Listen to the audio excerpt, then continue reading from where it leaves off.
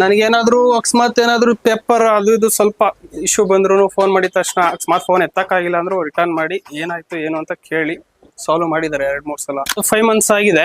ನನಗೆ ಅವ್ರದ್ದು good experience ಇದೆ. ಜನವರಿಯಲ್ಲಿ ಸ್ಟಾರ್ಟ್ ಮಾಡಿದ್ವಿ, ಎಲ್ಲ ಹಾಳಾಗಿತ್ತು ಮಿಷಿನ್ ಅಂದ್ಬಿಟ್ಟು ಯಾರ್ಯಾರಿಗೂ ನೋಡಿದ್ವಿ. ಒಂದ್ 6-7 ಜನ ಬಂದ್ರು, ನೋಡಿ ಆಗಲ್ಲ ಇನ್ ಬಿಡಿ ಆಯ್ತು ಬೇರೆ ನೋಡಿ ಆಗಲ್ಲ ಅಂತಾನೆ ಹೇಳಿದ್ರು. ಆಮೇಲೆ ಲಾಸ್ಟ್ ಅಲ್ಲಿ ಒಬ್ಬ ಯಾರೋ ಬಂದ, ಹಿಂಗೆ ದೊಡ್ಡಬಳ್ಳಾಪುರದಲ್ಲಿ ಅವ್ರು ಬಂದ್ಬಿಟ್ಟು ಮಾಡ್ತೀನಿ ಆಯ್ತು ಅಂದ್ಬಿಟ್ಟು ಎಲ್ಲ ಅಮೌಂಟ್ ಎಲ್ಲ ಕೊಡಿ ಅಂತೇಳಿ ಬಂದು ಆಚೆ ಬರೋ ಅಷ್ಟು ಆ ತರ ಮಾಡಿದ್ರು.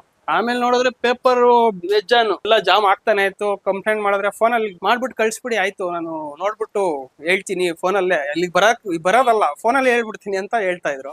ನಮ್ಗೆ ಎಷ್ಟು ತಲೆ ಕೆಟ್ಬಿಟ್ಟಿತ್ತು ಅಂದ್ರೆ, ಏನಕ್ಕೆ ಮಿಷಿನ್ ಎಲ್ಲ ಹಾಕ್ಸ್ಕೊಂಡು ನಾವು ಇಲ್ಲಿ ಜೆರಾಕ್ಸ್ಗೆ ಬಂದ್ಬಿಟ್ಟಿದ್ವಿ ಅಂತೆಲ್ಲ ಅನ್ಸ್ಬಿಟ್ಟಿತ್ತು. ಇದಿಲ್ದಿರ ತಿರ್ಗಾ ಅಂಗಡಿ ಕ್ಲೋಸ್ ಮಾಡ್ಬಿಟ್ವಿ ಮಿಷಿನ್ ಆಗ್ತಿಲ್ಲ ಅಂತ. ಆಮೇಲೆ ತಿರ್ಗಾ ನೋಡ್ಬೇಕು ಹೊಸ ಮಿಷಿನ್ ಅಂತ ಡಿಸೈಡ್ ಆಗಿ ಆನ್ಲೈನ್ ಅಲ್ಲಿ ಚೆಕ್ ಮಾಡಿದ್ವಿ. ಅವಾಗ ವಿಟೆಕ್ ನಮ್ ಭಾವರು ಸಪೋರ್ಟ್ ಮಾಡಿದ್ರು. ವಿಟೆಕ್ ಅವ್ರು ಕಾಂಟ್ಯಾಕ್ಟ್ ಮಾಡಿ ಸರ್ ಬಂದು ಇನ್ಸ್ಟಾಲ್ ಮಾಡಿದ್ರು. ಇನ್ಸ್ಟಾಲ್ ಮಾಡಿ ಸ್ವಲ್ಪ ದಿನ ಆದ್ಮೇಲೆ ಗೊತ್ತಾಯ್ತು ಇದಕ್ಕೂ ಅದಕ್ಕೂ ಏನ್ ಡಿಫ್ರೆನ್ಸ್ ಇದೆ ಅಂತ.